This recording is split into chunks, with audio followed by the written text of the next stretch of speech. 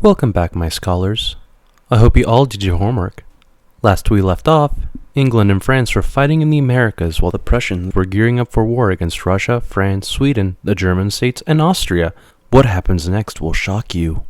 Earlier I stated that the 7 Years' War is seen as the first actual world war. This is because the war was fought in Europe, the Americas, and in India. Colonialism, am I right, boys?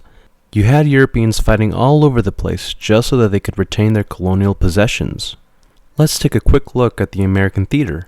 The Spanish and French had more land claimed when compared to the English, but England had the more powerful navy, which meant that the English had an easier time resupplying their colonies. See?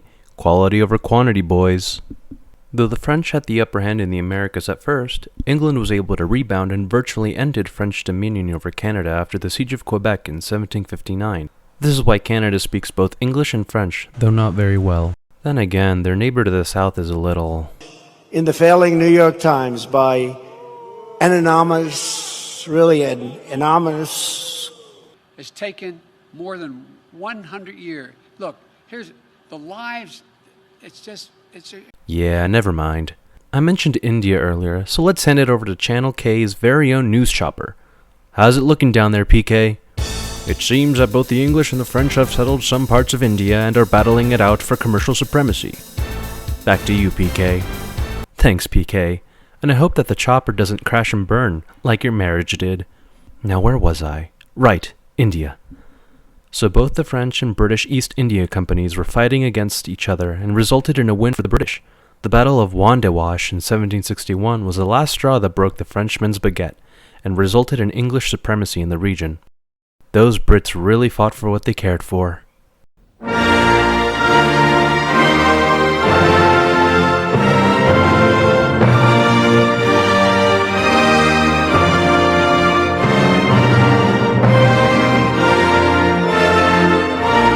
Now we've talked a lot about the offshore battles, but what about Prussia and the apparent poor matchup?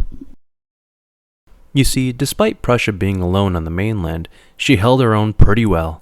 You see, Frederick II was a smart boy who modernized and passed reforms that made his army very strong. But even though his soldiers were well trained and equipped, he lacked the numbers. It made itself prevalent when his army was defeated at the Battle of Kulin in 1757. I think it's funny that beforehand he had beat the Austrians like a few hours before in Prague, but got his ass whooped in the sequel. As a result, Frederick II adopted a more defensive strategy from here on out, just like a scam YouTuber getting caught in their crypto scam. When the 1760s rolled around, he was in some deep shit. King George II had died and the new English government no longer wanted to fund Prussia, not to mention that Prussia's population and army were at their rope's end. The only thing that kept them fighting was Frederick's great energy. See what I did there? As the fronts were closing in on Prussia, a miracle occurred. That bitch Tsarina Elizabeth bit the dust and Peter III became the new Tsar. Why is this important, you may ask? It's important because Peter III liked Frederick and Prussia very much, so he made peace with Prussia and instead went to war with Austria. Man, Italy ain't the only one switching sides, eh? This allowed Frederick to take the initiative again and retook Silesia, which was conquered by the Austrians earlier in the war, and pushed his foes back. Of course, this alliance didn't last long, cause Peter was deposed by his wife Catherine. She didn't really like Frederick either, but she left him alone. Very much dignity for the woman. Very great if you ask me. With France losing her Indian and American territories, and Russia changing sides and eventually becoming neutral, peace talks were the new cool fad. England and France settled their differences, momentarily, with the Treaty of Paris in 1763, and the Austrians, German states, and Prussia settled their shit in 1763 too, with the Treaty of Hubertusburg. Frederick famously stated that the war had begun on account of 2 or 3 wretched huts.